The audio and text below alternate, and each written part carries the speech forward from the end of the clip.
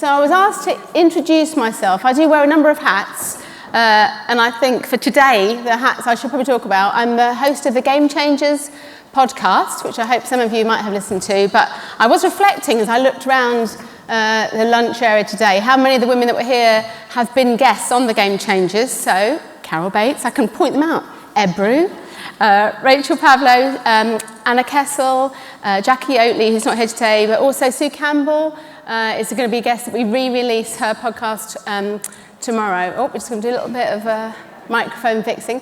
So I'm host of the Game Changers, as I say. I was a board director at Lewis FC, and obviously a big weekend for Lewis in the quarterfinals of the Vitality Women's FA Cup. And I'm also the CEO of Fearless Women and the Women's Sport Collective. So it's my real pleasure to be here today and to have enjoyed the whole conference.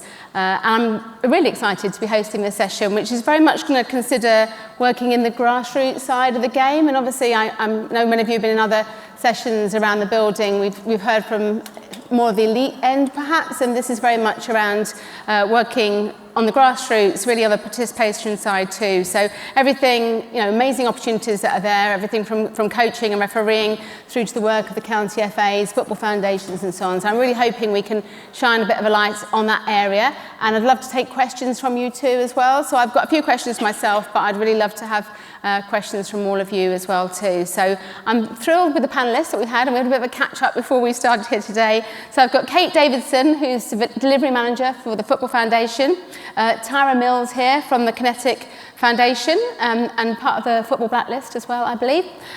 Denise Richmond, who's chair of the Kent County Football Association, and Sharon Uka. I did ask you how to pronounce your name, and then I almost fluffed it myself, didn't I? After putting in the preparation beforehand. Sharon Uka, who is kind of a football coach, and you're going to talk to us a little bit more about what you're doing and working on at the moment. So I have got questions for you. I'd love it if we could start really. Perhaps I'm going to start down that end, if that's okay, Kate. But just to tell us a little bit more about yourself and also your involvement in grassroots football. Hello, everybody. Can you hear me okay with the microphone? Great. Well, I'm Kate Davidson. I'm 43 years old, and I was part of the generation that started, I was a girl that was playing football in school. I was one of the only girls that played football in school, and then played football in secondary school as well. Then went on to university where I studied sports coaching and had a great time in Cardiff. And then after that I went on to coach football in the USA for a British soccer camp company. I also worked as a club trainer in the USA and then went on to be a regional manager in Atlanta, Georgia. So that was a great 4 years of learning all about the infrastructure of football in the USA, which at the time was a really big contradiction to football that was happening here in the UK on the women's football side. I then came back from the USA to have a family, and to be honest with you, at that point I struggled to get back into football after having my first child. There wasn't many jobs available. So I found the best possible job in sport I could find where I lived, and that was with the local authority. And I stayed with the local authority for 15 years. But I say that it wasn't really a job in football. I made it a job in football in the end. So through working in the grassroots game, booking out the pitches for the local council, working with all the grassroots football teams. I then went on to gain some project management qualifications, and I could have taken a road where I went down a different type of project management role, but kind of massaged it into a sports project management role and managed to work on multiple £multi-million developments that were football driven. And fortunately I had the opportunity, working closely with sports development, to be one of the people that co-wrote the bid for Milton Keynes to be a host city for the Women's Euros. And through my work on that, I got onto the Women's Euros Legacy Board, which was absolutely fantastic to work alongside some great women in football at the FA and also on a more local basis. And that, so my career up to then was all about stepping stones. I really very much enjoyed it.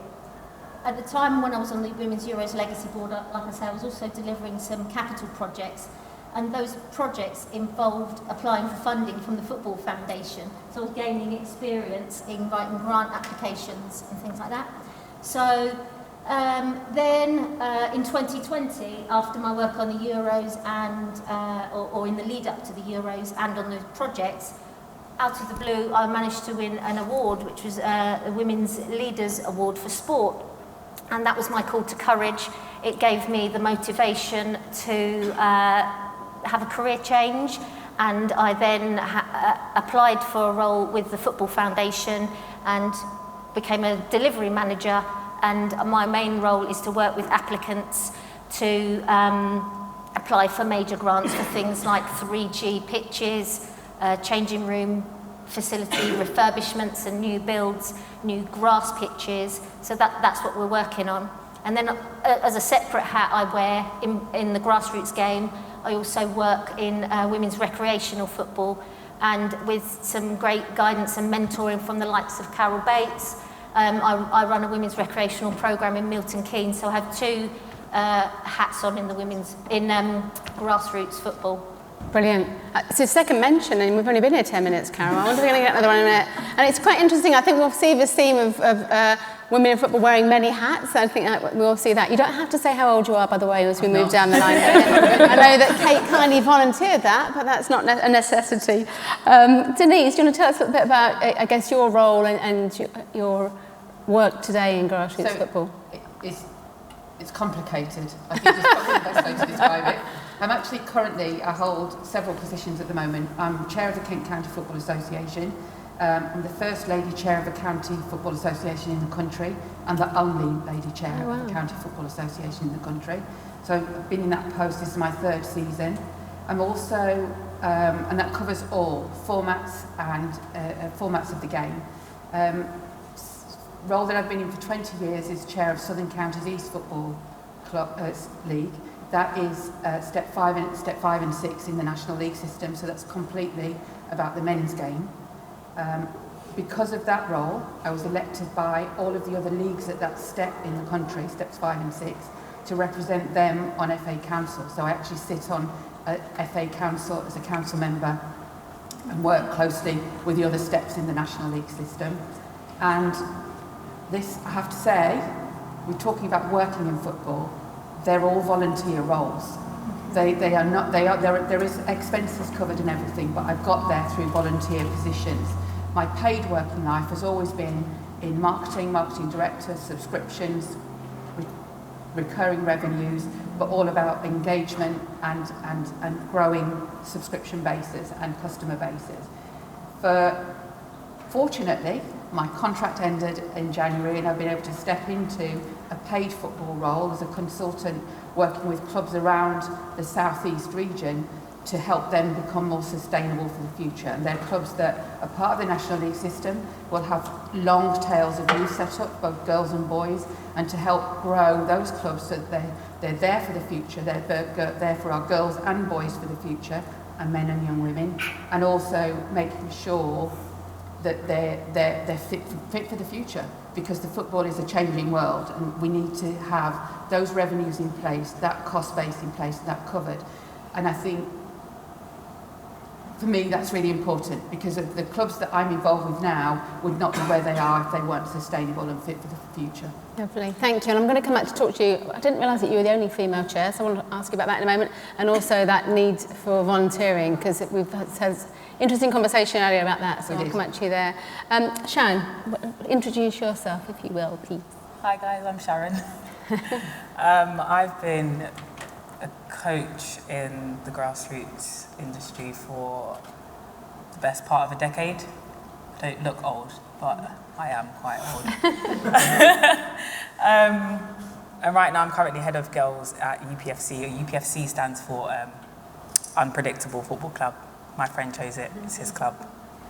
I was researching Sharon, I thought it was University of Portsmouth Football Club when I saw her, and actually it wasn't at all. I did say he needs to come up with a different name just to make sure there's a difference. But I've been coaching boys, girls, men, women, and the only real difference is the ages in terms of like how they approach the game and how they enjoy being around each other, teamwork, learning how to work as a team, especially when, for me, I'm really big on teaching them the importance of working in a team to then translate that into a career after football, or if not, because some of them just don't want to be footballers. Some of them are just there to just enjoy the game. So I've been involved in that for a very long time. I don't know how many clubs I've been at, honestly.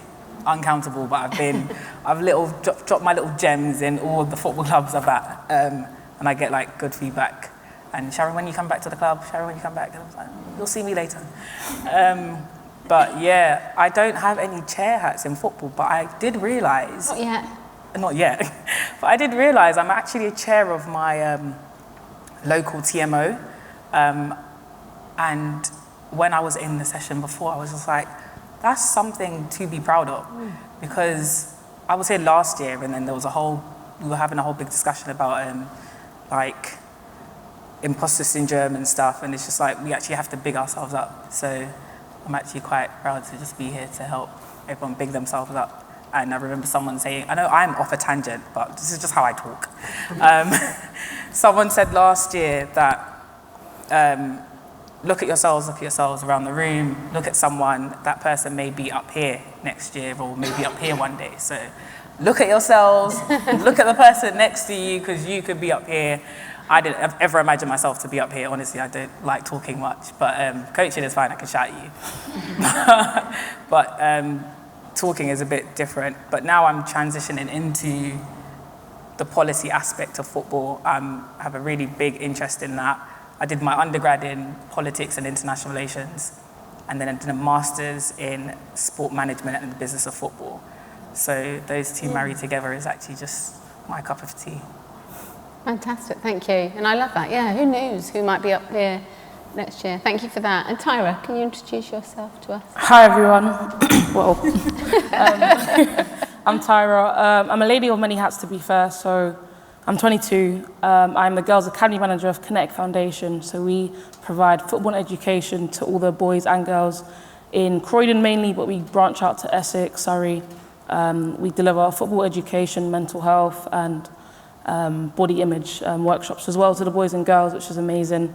I'm a talent reporter for the FA, so any girls that get referred into the talent pathway, me or another talent reporter will write a report on them, and then they go to the England Insights team, and then that's my job done. I'm on the football Blacklist this year as well as ones to watch, so thanks to me.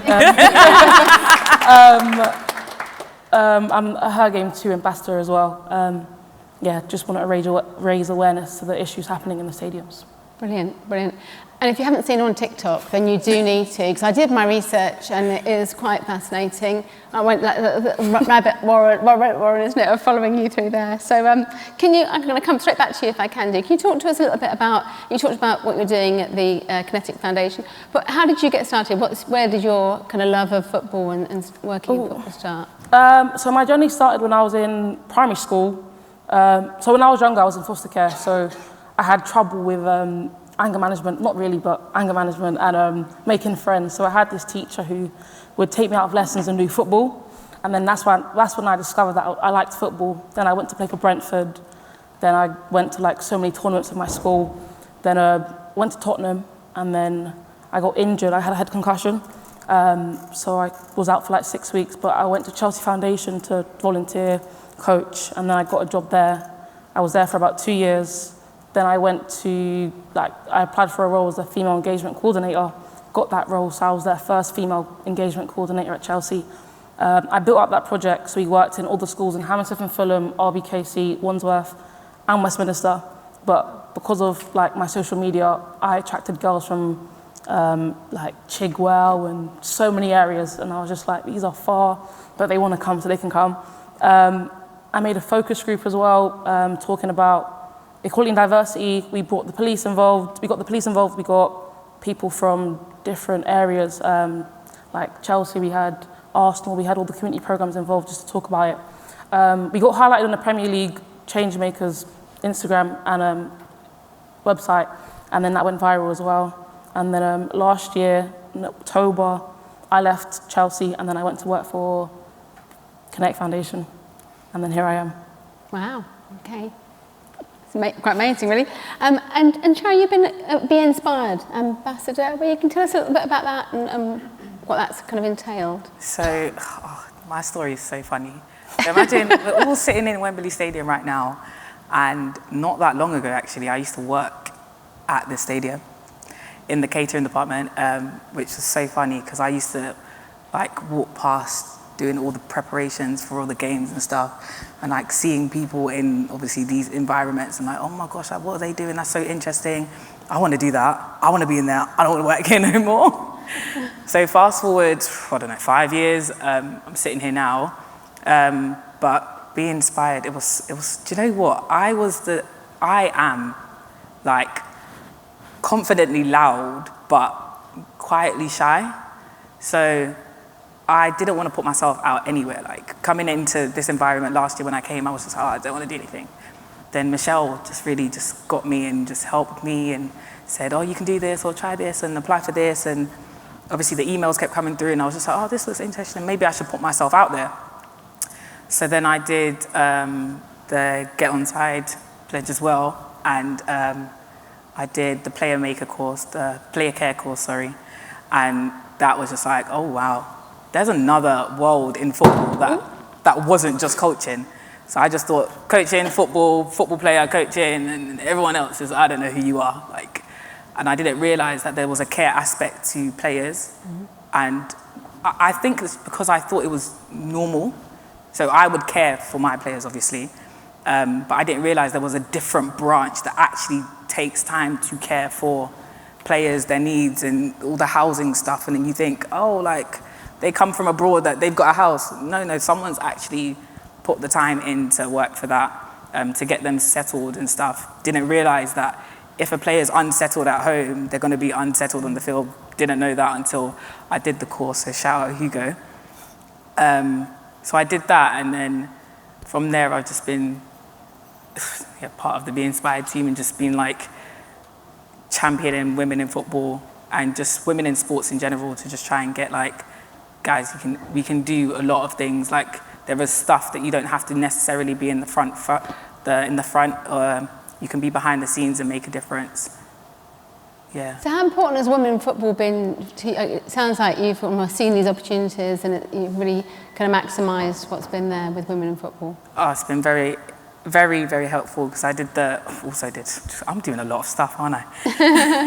I did just completed the mentorship program. Oh, good. I was a mentee. My mentor is amazing. I met her today. Obviously we did a face-to-face online, and I met her today, and I was a fangirl, honestly. But that program helped me. I went into it knowing I wanted to leave coaching, but didn't actually know where I wanted to go directly. And you think that in 3 months you should know, within the journey of the 3 months of the program, I would know where I want to be.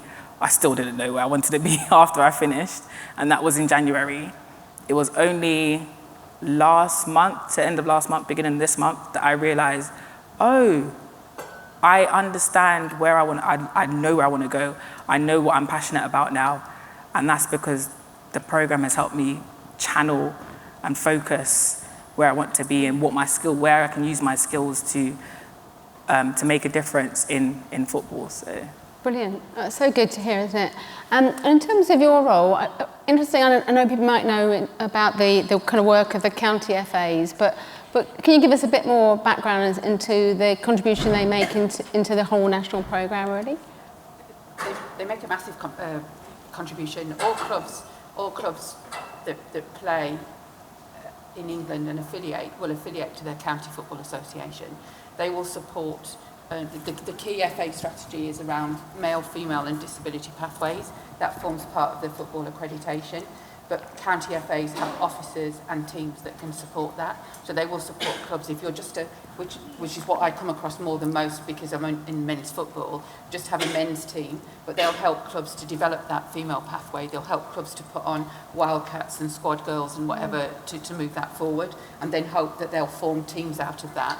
They do give financial support sometimes for that to happen too.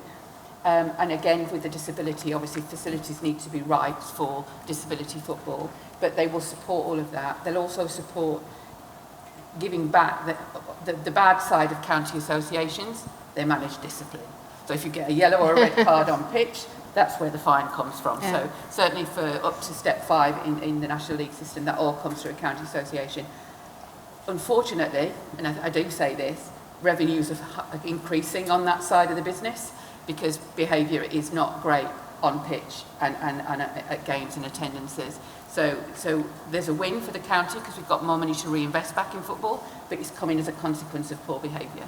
So it has to be managed in some way. So they give back. We at Kent have actually formed our own football foundation, development foundation, so clubs can apply for grants up to £5,000 that will help them improve dressing rooms in small areas or increase numbers of showers, or actually just new goal. There's a football foundation for new goalposts, isn't it? But we do other things that will allow clubs to develop. So I think we get a bad name and a bad reputation at times, county associations, and to be fair, some are much more proactive than others. I think you would probably come across that in your role. Some of them are much more proactive than others. But generally, we're there to support and facilitate football, and I think we're instrumental in making that football happen. How many are there now? 52. And why are you the only female chair, do you think? Well, I kind of know the answer to that, but I'll ask it anyway. Yeah. Okay. I suppose, one, because I put myself out there to be it. Put myself in, because you have to be elected. Some county associations have independent chairs, but we still run it where you're elected by your fellow council members. So I think I put myself out there to be that. But secondly, I'm just going to say it. Unfortunately, councils are still fundamentally not representative of football in their regions. There's still a lot of older, traditional male members. And how do is that changing? And how do we change it? Yeah. We this year, from Kent's point of view, we went out proactively. Well, the County Code of Governance, which has been put. I'm sorry, this is my bag. I do not play football, have never played football, but I get the administration. It's really important. It's really important. The Football Association has brought in a County Code of Governance, so trying to get all county associations to operate in a very similar fashion. You can't say identical because different parts of the country have different demographics, have different geographical coverage, don't have as many football clubs, just don't have the capability of having many more football clubs, because if you look at Derbyshire and the Peak District, you look at the North West and the Lake District, and then the moors up in the North East, just not going to happen. You've then got the same in the other parts of the country. So you have to make it so that the fundamental principles are the same. They're moving towards independent board directors, which we've got at Kent, we've got 4, of which we've got a board of 9 people, 4 of them are women. And we've got 4 independents and what we call 4 football people, so elected by council. Council members this year, we proactively went out to recruit people we thought could add value. They were from different ethnic groups, from diverse backgrounds and different ages, which is fundamental too. So we are doing that. I think other counties are doing the same. Some counties will still be much more traditional than others, and so it's going to be a longer road. Thanks. And I'm going to ask one more question if I can. I will go back. Why football? Why, instead of your pathway and all that you've done in marketing and so on, where did your passion and love of football come from? I have to say it's because of my husband. Okay. I grew up in Derbyshire. I met my husband. Personal story. I met my husband as a holiday romance, so I moved down, a personal story. I moved down to the southeast. So when I first moved down, one of the places to go out was the local football club, and I did. And then somebody said the secretary was stepping down. He was retiring from work, didn't want to be involved anymore, and they said, as people do, "You can do this. Won't take up much time. You'll be fine." And that's what I did, and it started then just getting involved. I was secretary of that club. I think the only thing I didn't do at that club at the time, I don't think I ever marked the pitch. I put goal nets up, I swept dressing rooms out, worked behind the bar, so I understand the principles of club working and everything. And then from that, I think it's probably more the love of the administration and getting things right and making sure that we facilitate football in the right way and supportive way for all participants. I mean, as I said, my background is predominantly men's football, not women's, but getting more involved and engaged with that as time goes on. Brilliant. Brilliant. And Kate, you've obviously come from a coaching background prior to, so what changes have you seen across your career of that opportunity to work in the grassroots game, on the women's side especially? I think that there is a lot more opportunities now, and I'd say from probably around about 2019, the doors are started to open. When the World Cup was in France and in the lead up to that and in the legacy of that. That's certainly when I was re-engaged with the game after 15 years out of football. And now there are a lot more opportunities and career paths being encouraged. There's lots of post-16 education opportunities for girls. There's lots of encouragement for girls and women to get involved in football jobs at a grassroots level across the board in terms of media opportunities, HR opportunities, facilities-wise, there's obviously lots of opportunities, and that's how I got into it. So yeah, I think that, and also the growth of women in football, this particular organisation, I mean, I owe women in football a lot. I feel that they've been with me on this journey for the last 4 years.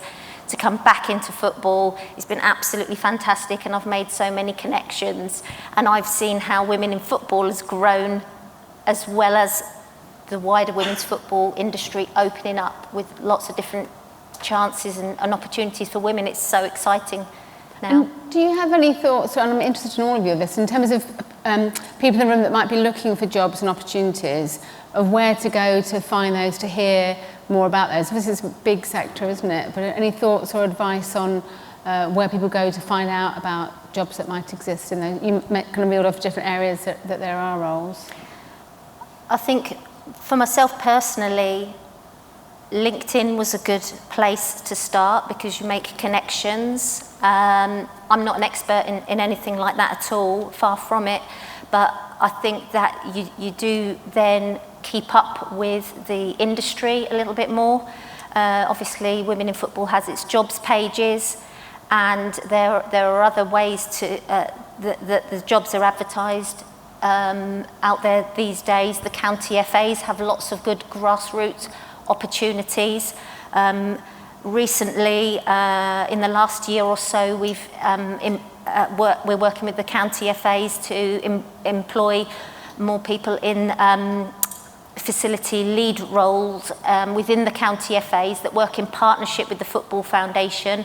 And we've got males and females in those roles, and probably equal, I'd say, and those individuals get lots of mentoring from the FA and the Football Foundation as well to help foster those careers. So yeah, there are lots of opportunities for people to see jobs nowadays, but the starting point is LinkedIn, I would say, and probably these ladies would know some other useful social places media. to go. TikTok, just more cartwheels. Cartwheels on TikTok is the way to go, I think. And I guess also the networking and building your connections. And I was just up in the media, I'm sure some of you were up in the media session before, but they're actually approaching people and asking, it does feel within Women in Football, there is that openness from, you've done it more formally through the mentoring programme, but women being willing to give guidance and advice and so on too. So how have you found that in terms of both you're coming into the working within football and jobs and opportunities that you see? What advice would you give, do you think? To be honest, I actually found it hard getting the job. I've been on so many programs, the Powerhouse, FA Mentee Development Program. You have to be qualified to get a job, but then you get so many programs you're on, but they don't give you the qualifications. And then, so for example, the Powerhouse project, we got so many experiences, but we have to get the UFB ourselves. The mentee program, you get loads of opportunities, but you don't get qualified to get another role, if that makes sense. So I think volunteering, yeah, but like how long do you volunteer for? Yeah. Because it's hard. Like I started volunteering at Chelsea, didn't get a job until I was 17, 18, which was really good because I was still in college, but if I wanted to drop out of college, I would have to find a job, but I would have to look for other places to do my qualifications. So I don't know, I kind of disagree with volunteering because you're giving your time for free and it's hard. But yeah, I started off volunteering, so. It's really interesting. So we were in a session this morning, so it was with Kat Craig, and she was like really adamant of like, do not volunteer. Well, actually, I think she more or less did say, but it was almost you need to be paid, you need to be strong and be paid for what the value that you're bringing. And actually, we don't want an industry that's based on internships and volunteering, because that then benefits those that can afford to do so, that can afford to be in those places. And I completely agree with her. And yet, there is something we were talking at lunchtime, there's something to be said about putting your hand up for everything and gathering as much experience as you can too. So there is almost a bit of a challenge, but I absolutely agree with you.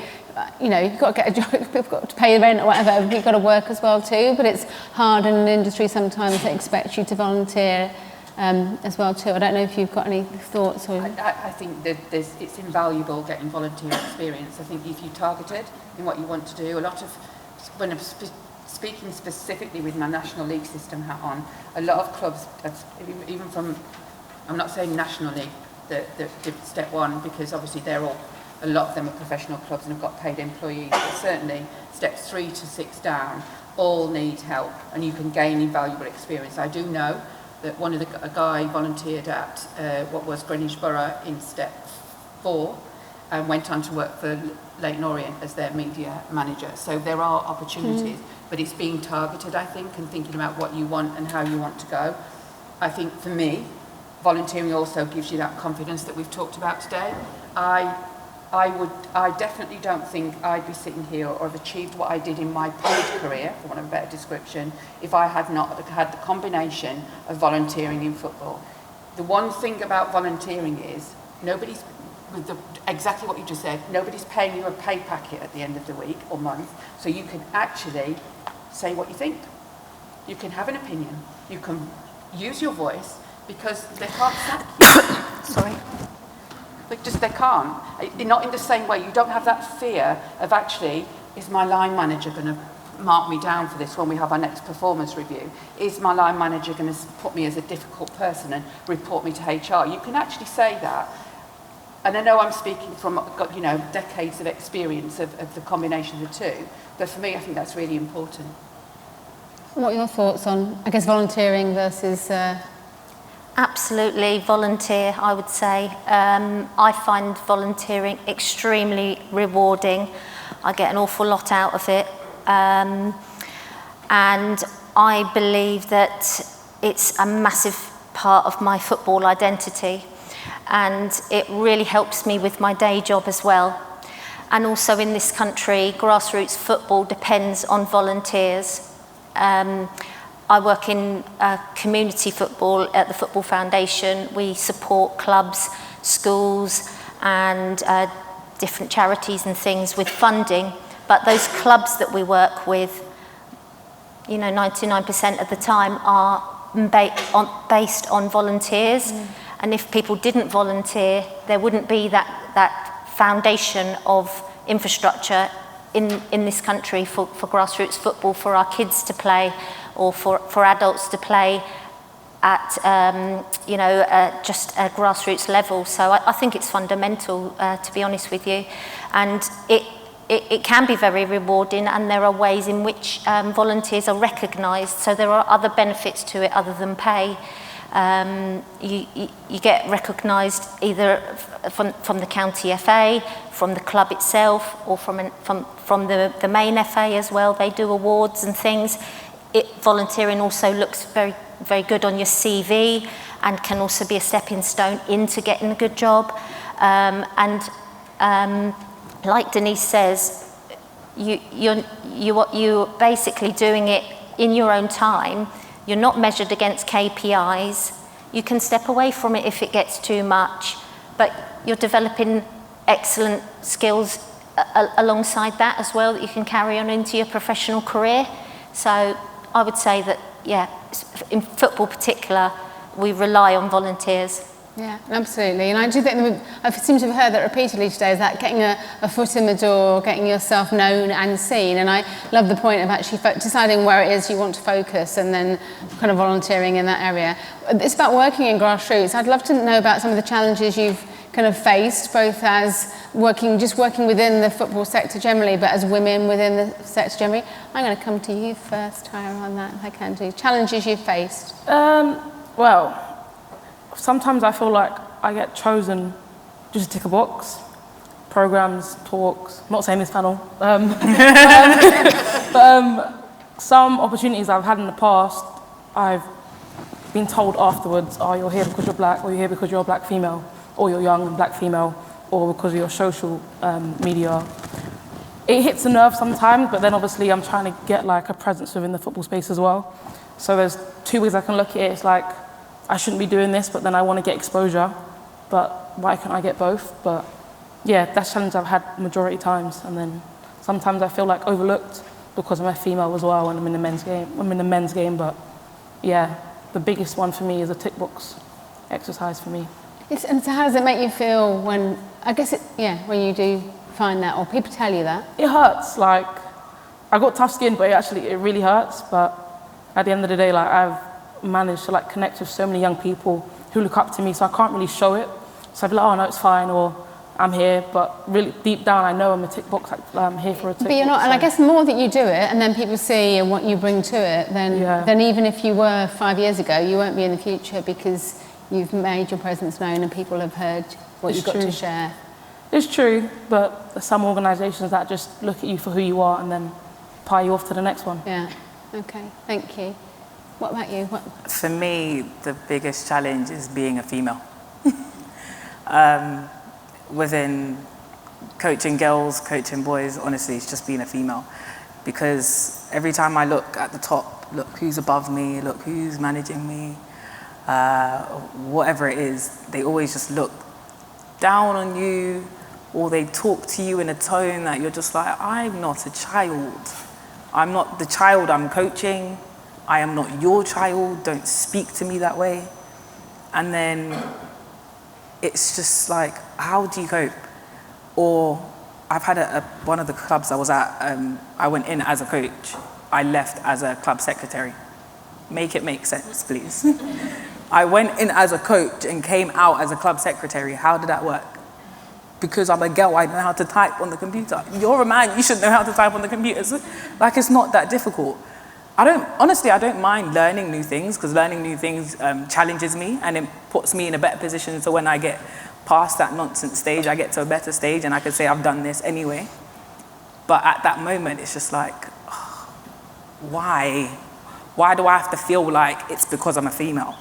And then also it's just not being able to speak to other female coaches. Like, in my career of 10 plus years, paging Mr. Green. Oh, Mr. Green. We're all safe, guys. We're all safe. I remember this from my years. Are you working here? Paging a Mr. secret Green. message or something? It just means like they're just Paging testing Mr. Green. If it's paging Mr. Red, everyone, let's go. Then you know we're in trouble. But yeah, also like just not being able to speak to other female coaches. So in 10 years, I can tell you I've come across 3 other female coaches I saw regularly, and that's within Sunday League football, within regular grassroots football, in primary schools I used to work at, in private schools I used to work at, 3 in 10 years. And why is that so little? And I can't talk to anyone about my struggles. I can't talk to anyone about how I feel like someone's treated me if I'm going mad, or am I being a girl that's just, I'm always moaning. I don't want to feel like that. But you shouldn't feel like that. You shouldn't be forced to feel like that because you're the only person in that one space. And you don't want to talk to your male counterpart because he's just going to be like, he's just an old man, he just probably likes you. I'm not your child, I'm not your girlfriend, I'm not anything to do with you. Don't look at me any type of way, just look at me as a coach. I'm here to coach, I'm here to do a job. When I look at you in your coaching gear, best believe I believe that you're the coach, right? when you look at me in my coaching gear, why do you think I'm a physio or I'm the water girl? I would be the worst water girl ever because I'll be drinking your water. I'm thirsty watching you lot sweat out. Oh my goodness, but that's frustrating for me. It's interesting, isn't it? Is there more that, I don't know if February's still here, is there, oh hello. I thought paging Mr. Green was the nice one. Is there, oh my God, slightly off-putting, isn't it? I think they changed the protocols from when I was last here. Yeah, exactly. Oh, hello. Is there more that women in football could be doing, do you think, in terms of getting coaches together and creating more of a community and forum for female coaches? Yeah, I think we have to build a female coaches platform, or I want to be a coach, how do I get into it kind of platform. Yeah. So anyone can come and say, oh, do you know what, I'm actually interested in coaching, or the Euros inspired me, or I've been trying to do this for 10 years, or I was 12 and do you know what, I didn't really like playing football anymore because I didn't want my body to get muscular. My parents can't afford it or whatever, but I want to try and go into coaching. I understand that there isn't really money in it, we won't be getting paid and stuff like that. Voluntary, we're going to have to do that at some point. But just to have a forum where we can speak about things and have someone to speak to about something. If you have an issue, no, you're not going mad. That person is doing you wrong and you shouldn't be feeling that way, because at the end of the day, you're going to work. When you go to work, you want to give a great service, right? Great customer service. When you go to shop, you expect great customer service. When you go there and someone's being rude to you and disrespecting you or talking to you in the worst tone, you come out of that shop saying, I don't want to go back to that shop. But within coaching, you don't want to leave because this is what you want to do. You want to keep progressing. You don't want to use all of the negativity to keep you down, because if not, you won't grow. And so I just want maybe just a space where we can just talk and then find out if there's other coaches, and perhaps not go into a team or the last team I was at was a girls club, and there was 3 female coaches. I was the youngest and the only one that was actually qualified, and the rest were men, and there was 12 teams. And you just look, who am I going to talk to? The 2 other women were mums. I don't have children just yet. We don't have anything in common. I come and coach kids and you go back to kids. We don't have anything in common. I take a breathe. I breathe after that. But how can we be in a space where we can talk about these things? How can we navigate the situations that we're going through? Or who do we go and talk to? Or how can I direct you in a place to a person that you can talk to and say, okay, do you know what? Here is the information, because I don't know, but I know someone you can go and talk to. Yeah. So that would be great. In terms of, thank you for that, thank you. And I think it's really important, isn't it, to air, because actually that is the day-to-day of what people are facing too. In terms of your career path and what you've done within the world of football, what kind of challenges have you had to face challenges as you've gone through? To be fair, I don't think I faced many challenges in the first instance, because back to your point, I was doing admin. So girls can do admin, can't they? Yeah, back to your point.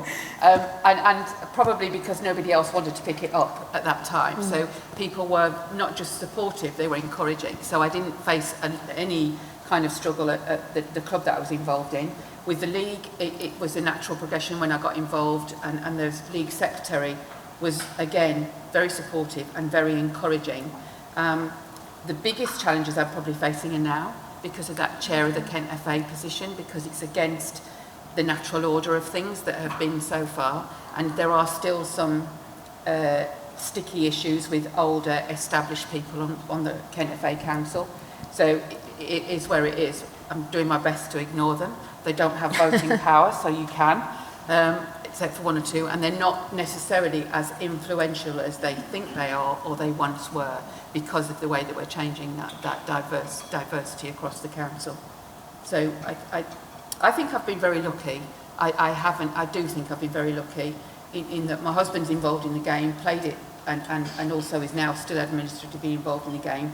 So I don't have children, have never wanted children, so I'm quite happy with that. So I haven't had that pull on my life either, because I know that we had back to your point too about the support group, Kent FA, we pulled together a Kent Female Volunteers Forum, so that's supporting women across the game in Kent, and that's not just, it is coaches, players. We had a mix of around 30 women 2 weeks ago, and one of the biggest challenges they said was about coming back from after having children. And you know, a guy can go out and train for football, and his wife's at home looking after the children. She can't, because her husband's probably training out somewhere or doing his own thing. Forgive me, gentlemen. but then she has to worry about childcare and everything. So we're trying that as a county. That others may pick up the mantle to do the same. But I think that's something that probably women in football could help with, to support that. Support, yeah, I was talking to. In terms of challenges you face, either now within your role or historically in terms of the coaching and activity, is it about having children and coming back after that? What challenges have you? I think there were some challenges in the early years looking back, and I kind of accepted them as the norm at the time. Things like the misogyny that you undertake or you undergo, and you know, the barriers and the perceptions that comes with being involved in football as a female. But I think one of the biggest challenges I came across when I was trying to get back into football after moving back to the UK in the early 2000s was the salaries on football roles at grassroots level, whether that was you know, whether at the local professional pro club trust or county FA or all of the jobs that were associated with football, coaching roles, all relatively low paid, and I think that is still an issue in the game, and that can be off-putting for people wanting to work in football because they can earn more doing different careers. So that's something that needs to be addressed in the game, is the salaries, and particularly for women that want to do coaching as well as their usual day job as well. Sometimes the hourly rate for coaching is very low. So by the time you've driven to football, you've prepared just your session, you set up and everything, and then you've driven home again, and you're getting £10 for being out of the house for 3.5 hours. It's really poor hourly rates. So I think that doesn't seem to have improved a great deal in the 15 years since I've been back in the UK. So I think that's one of the major challenges that I experienced. Sharon's moving into policy, isn't it? Yeah. That's why Sharon's moving out of coaching. And I do want to take some questions from the floor if I can at the end, but I wonder if you could, each of you, share whether there is a piece of advice, one piece of advice you've been given during your career, or something that you'd like to, that you've been shared or that you'd like to share with people that are here. Can I start down the end with you? Is there anything that resonates with you there?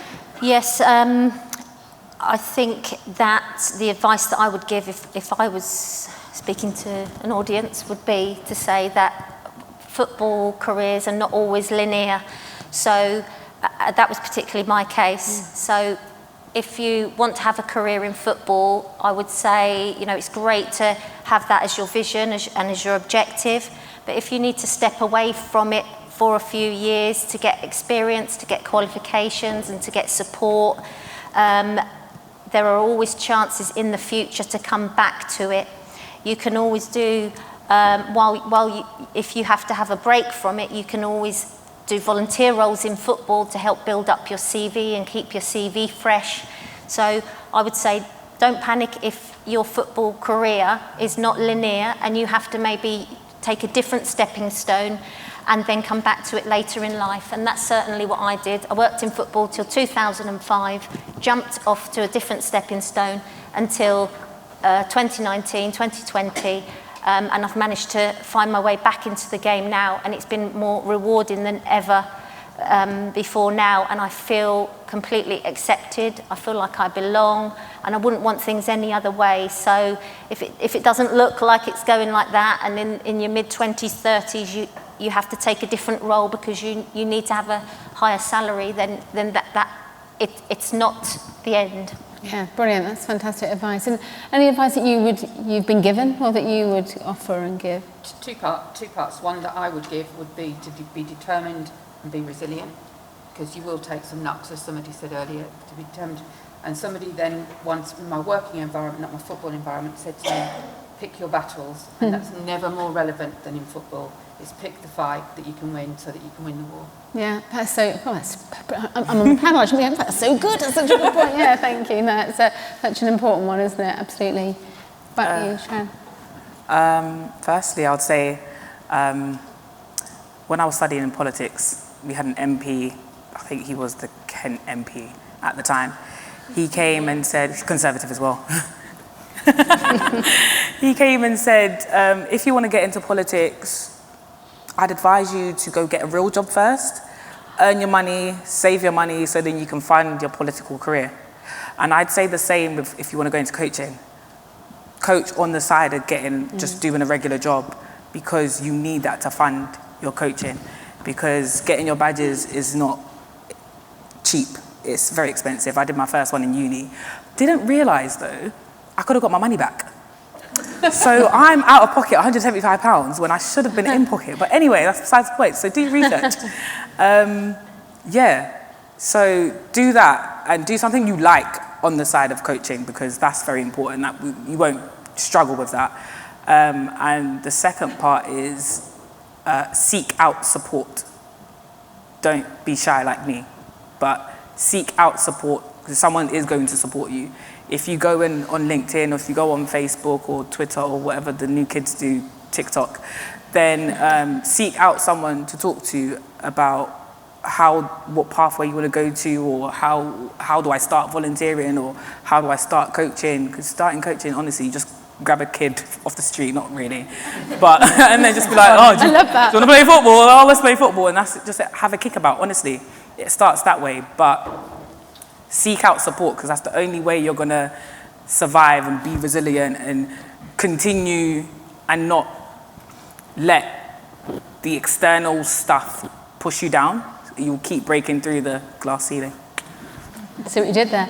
And actually, that's a lot that I've heard definitely over today, is almost having that confidence at events like this, but to go up and to talk to people and to make that, or drop them an email or something, but to have the confidence to ask a question because people do want to help. What about you? What would your advice be, or any advice you've been given? My advice would be capture moments and take loads of photos. Yeah. You never know what the photos could do to a young person's life. I love to capture moments. If you look at my LinkedIn, Instagram, it's just loads of selfies with the kids that I work with. They've got consent, so it's fine. And then what I've been told is just to create moments, and your network is your net worth. So majority of the stuff that I've done in the past has been from people that I know. So yeah, create loads of connections and meet loads of people. Brilliant. You're doing that today, aren't you? Definitely. Any question? I think we've got 10 minutes or 5 minutes. Fantastic. Yes, please. Actually, wait 1 second. There's a microphone coming to you there. Thank you. Oh, is the microphone? Hello? I can shout if you want. Slightly long-winded, but I am in a very fortunate position that I am in a full-time paid role in a non-league football club. So we have a men's team at Step 5, we have a women's team at Tier 6, but we actually serve over 1,000 members, so you can be 5, boy or girl, all the way up to 65, 75, and play within our club. I'm the marketing and media manager at the club, and when I took on my role around 8 months ago, something I wanted to do personally was be more inclusive and encourage more inclusive language. No, it's still not working. We can still hear you, it's okay. More like inclusive language and more inclusive culture, but for every one of me, there's 1,000 people in our club, and so that means that I naturally get some pushback on that. So I just wanted to know if you had any advice or any solutions for how I could deal with those people that are not interested in that inclusive language, that inclusive culture at the football club. Any thoughts? Can I go? Yeah, please. My answer is literally short and sweet. Be subtle. So sometimes people I call them the old school boys, they have this, if I don't understand it, I'm not going to listen to it, I'm not going to pay attention. And they feel like you're attacking them. So if you keep going at them with the same issue, the same problem, they're just going to keep shutting you down because they don't want to hear it, because they just think it's another problem they don't want to deal with. But subtly find someone that may be on the same wavelength, someone that understands, someone that is actually interested in what you're going for, and then use them as a tool to drag the rest in slowly but surely. Like, we can see it in the women's game, we're slowly building up, like it's getting there, but we're not right there right now, but we can see progress. So grab a champion to help you with your cause, and yeah, you'll be fine. Tyra, yeah. Oh, sorry, I was looking that way. I would add to that, is there a club in your local area who do it well? And get their advice and give, without going into all the stats and everything, but if they've done something that you want to do, what has that delivered for their club? So has it improved attendances? Has it helped them increase bar revenues? Has it helped them, just those kind of stats would help support your argument. And you can say, our next door neighbour's done it, do you want to be left behind? So it's a more persuasive argument into how you can, as well as the subtlety. You do need an ally there, somebody else as an ally there, but actually get examples of where it's working.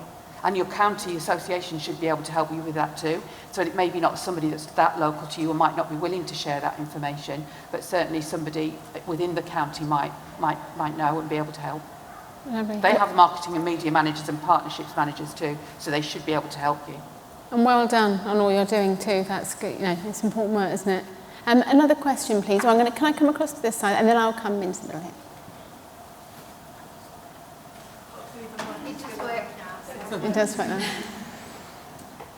Hi, my name's Maxine. I'm the CWO of Watford Ladies Football Club. So it was just to go back to your question about challenges that you may find. How have you assisted players to return back to training and play matches post-COVID? Oh. Yeah, any advice there on bringing people back to the game? That's a good one. I think I don't work in a... Well, I do actually. What am I talking about? So when COVID happened, I was working at Chelsea. So we used to get the girls in just for like a catch-up, like a welfare catch-up, and see how everyone was doing, how's their mental health. Food is a good one. Just bring food in and everyone will come. I'm not even joking. We just ordered pizza, snacks, drinks, healthy options as well, strawberries, apple. And then we just spoke, how's everyone doing, what's everyone feeling? So it was like one session or 2 sessions, it was just classroom based, how's everyone doing? Off no phones, because COVID was a massive phones and PS4. So I think it was just talk to the girls and see how they're feeling, maybe one-to-one check-ins as well with their parents and stuff. And then I think it slowly brought everyone back together, and then we got back to the norm. That's all right. I'm going to take another question, if that's okay. One more question here. So, and I've got like a minute. Do we got a minute left? One of these ladies here, you can pick which one, and I won't get in trouble then. Maybe both. The Bloomsbury lady. Yeah, so ultimately, this sort of question sort of came from my thoughts on you can't really talk about grassroots without having thinking about the professional game. And I guess something I'm really proud of being in the grassroots. I'm from Bloomsbury football, by the way. Something I'm really proud of is that a lot of the change post Euros is coming from the grassroots, bottom up rather than top down. And that's something that I'm super proud of being a part of that movement. I guess what's a part of grassroots that you guys individually are proud of being, a reason you're proud of being part of it? That's lovely. What a lovely, and actually I've only got a minute, so it's a lovely way to finish. Thank you, and I'm sorry I haven't taken any questions. So what are you kind of most proud of the work that you're doing? Yeah, start there. We're going to build to you. Yeah, we're Tyra, going to build to you. What are you most proud of in terms of what grassroots contributes? I'm most proud of the Football Foundation's pledge to provide equal access to women and girls at all of the facilities that we deliver. And that is obviously very timely with the Women's Euros and the recent announcement on the funding. So that's something I'm really proud of. And I work with a lot of clubs that perhaps have 1 or 2 girls teams and maybe a senior women's team, and by putting in equal access for women and girls on our full-size 3G pitches, what that means is that over the 5-year development plan they put in place, they can then build the full pathway. So the girls then go to the school and play football in PE, after school club, and then into those community teams. There's an option for every age group. So that's something I'm really proud of. Thank you. For me, I think it's the community football forms the base of all of our football in this country. When we talk about the National League system pyramid, it's that National League system is all fed through from the community game and the grassroots game, and that's not just about players and coaches and administrators, it's about match officials. Every single professional match official in this country has been through grassroots and the National League system before they get to be professional. So that it's that pathway for whatever you want to be in football. Brilliant, thank you. Sharon? I'm proud of grassroots football as a whole, as grassroots football as it is, because it's football that is fundamentally established on fun. You don't have to be a pro, you don't have to want to be a pro to be a footballer. And it's the best way for me, especially for young girls and young boys, to be a part of a group, a social group, and use football as a platform, as socialization. Some girls I've come across, some boys I've come across, they were so shy in the first time that they ever started training with me. And then when it came to year 2, I was just like, this is not the same person. So I'm proud of that transition, and it's still the same. Anywhere you go, anytime you see young children kick a ball with their friends, like, you know, with football, you just need a ball and you can throw your blazer down and that's the goal. It's like, that's it. That's what grassroots football is about for me, so I'm proud of that. Thank you. And Tyra? I would say the unity it brings. So Kinetic Foundation, we've got over 400 females involved.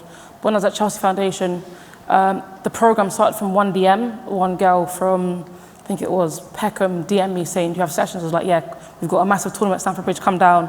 And then I got loads of DMs saying, oh, she told me about it, I'm gonna come. And we had about 50, 60 girls that didn't know each other. And then they started playing together, and now like 2 of them are in America together, 3 of them are playing for a club together. So I think the unity it brings, that's what I'll say. Brilliant, thank you. Thank you so much to my fabulous panel.